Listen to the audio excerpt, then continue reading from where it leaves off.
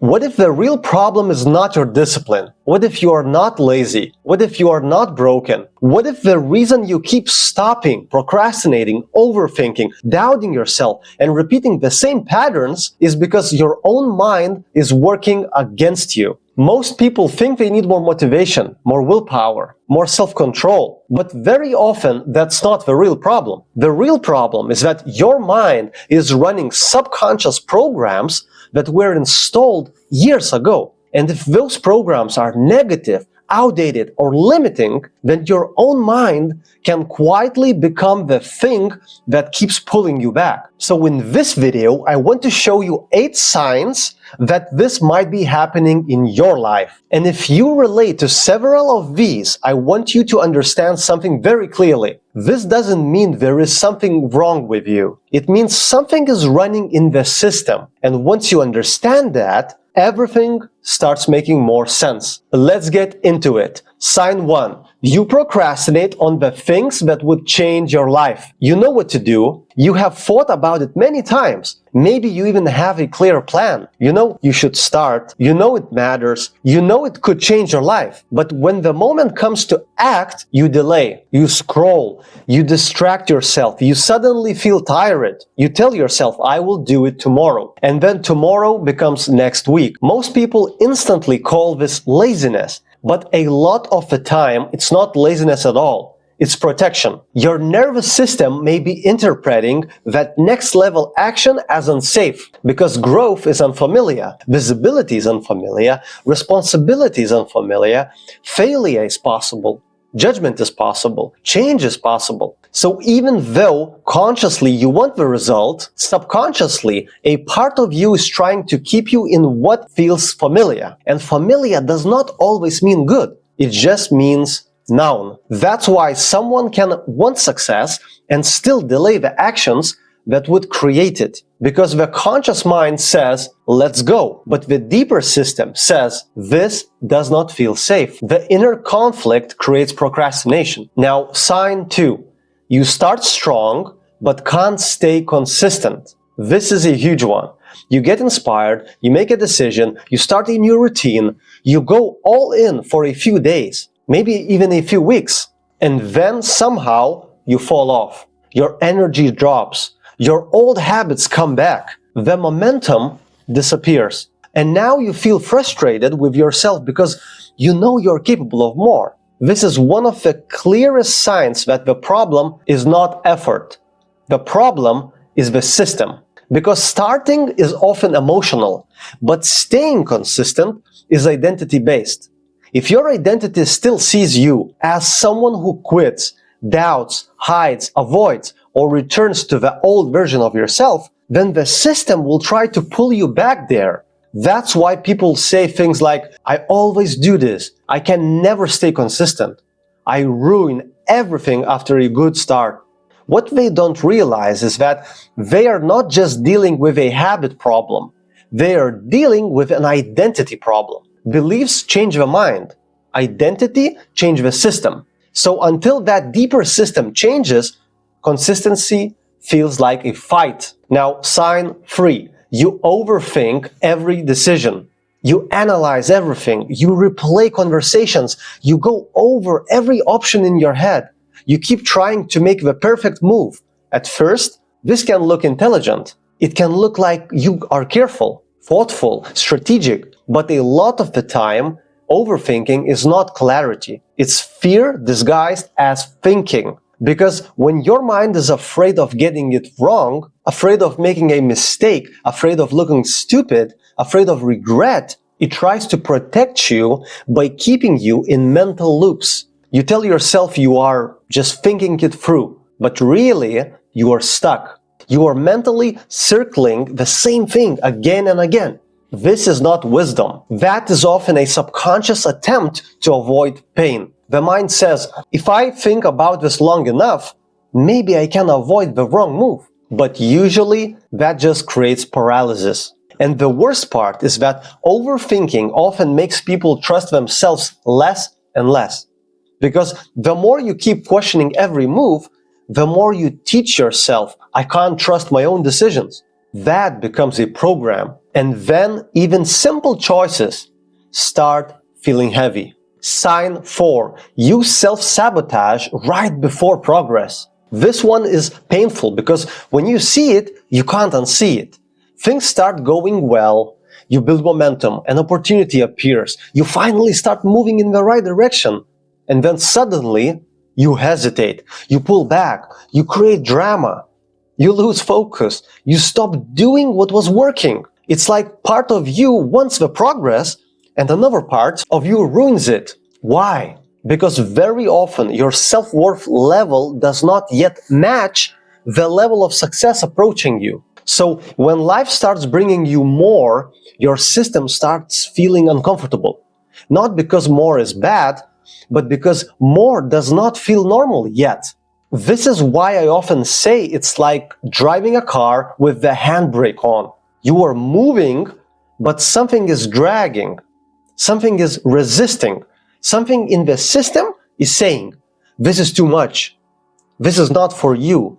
This is beyond your allowed level. So right before the breakthrough, self-sabotage appears. Not because you want to lose, but because the internal system is trying to return you to what feels emotionally familiar. Now, sign 5. You need constant validation to feel okay. Praise lifts you up. Criticism crushes you. Silence feels heavy.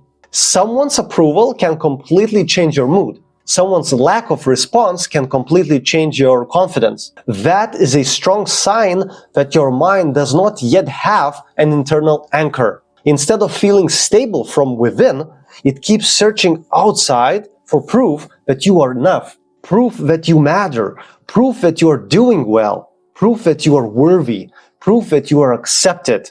And when your emotional state depends on external feedback, your peace becomes fragile. Because now other people are controlling how you feel. Their reaction becomes your mirror. Their opinion becomes your emotional weather. And that creates instability. One compliment can make you feel powerful. One negative comment can make you question everything. That is exhausting. And it usually points to deeper self-worth issues. Because when self-worth is stable, feedback is still felt. But it does not control your identity. You can listen without collapsing. You can be seen without performing. You can be criticized without feeling destroyed. Now, sign 6. You feel like you are capable of more, but stuck. This feeling is one of the most frustrating feelings in the world. Because deep down, you know there is more in you. You have ideas, you have ambition, you have vision, you can imagine a bigger life. But your actual movement toward it feels blocked. You are not where you used to be, maybe, but you also know you are not where you could be. So you feel this strange tension. I know I am capable of more, so why am I not fully moving? This is where a lot of people start blaming themselves. They call themselves lazy, undisciplined, weak, but often that is not the truth. Often the truth is that your internal programs have not been upgraded yet. So you are trying to build a next level life with an old internal system. That creates friction. Again, like driving with the handbrake on. You can move, but not freely. You can push, but it costs too much energy. You can make progress, but it feels harder than it should. And if that is happening, the answer is not always push harder. Sometimes the answer is remove what is dragging. Now, sign 7. You keep repeating the same patterns. Different goal, different year, different relationship, different job, different environment. But somehow the same struggles keep showing up. The same emotional reactions, the same fears, the same delays, the same self-doubt, the same type of outcomes. At some point, you have to stop and ask, what if the pattern is not outside me? Because when the same pattern keeps showing up in different situations, that usually means the source is internal. The external details change, but the internal program stays the same. And that program keeps producing similar decisions, similar reactions, similar behaviors. This is why people can move to a new city and still feel the same. Start a new relationship and still recreate the same pain. Start a new project and still run into the same resistance. Because if the program didn't change, the pattern often repeats. That is why awareness matters so much. Because until you can see the pattern clearly, you keep blaming life. You keep blaming circumstances. You keep blaming other people. When really, something deeper is running underneath it all. Now, sign 8. You think willpower is the solution. This is one of the biggest mistakes people make. They think, I just need to try harder.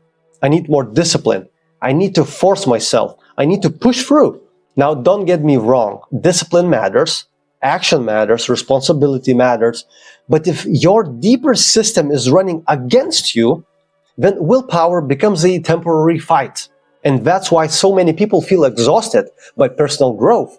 Because they're trying to overpower the system instead of upgrading the system.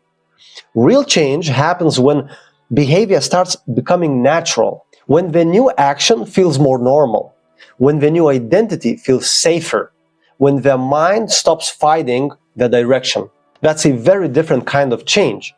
That's not just forcing better behavior.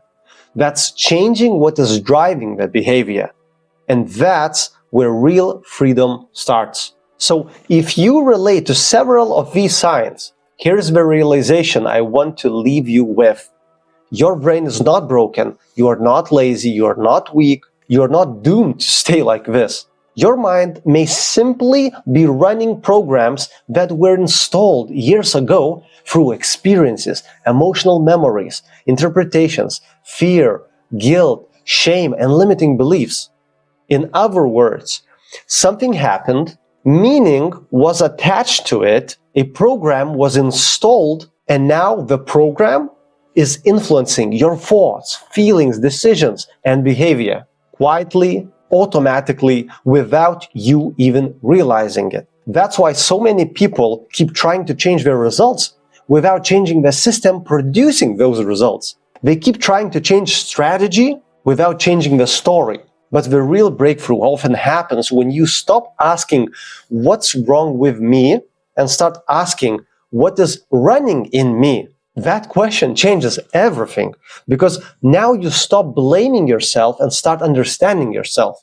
And once you understand the system, you can start changing it. And that is exactly what we do inside Mental Fitness Gym membership. Mental Fitness Gym is not about empty motivation. It's not about hyping yourself up for one day, and crashing the next. It's about mental training. It's about training your mind the way you would train your body. Inside the membership, we work on the deeper level. We focus on things like self-worth and internal stability, emotional control under pressure, subconscious program rewiring, identity level mental strength, removing inner blocks like fear, shame, guilt, and limiting beliefs. So if you feel like you have been trying hard for a long time, but something deeper keeps pulling you back, then this is for you. If you want to stop living with the mental handbrake on, if you want to train your mind like a muscle, if you want to finally feel that your mind is working for you, not against you,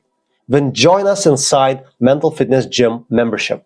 The link is in the description. Train your mind, change your life. And if this video hit you hard, let me know in the comments, which of these 8 signs do you relate to the most? And I will see you in the next video.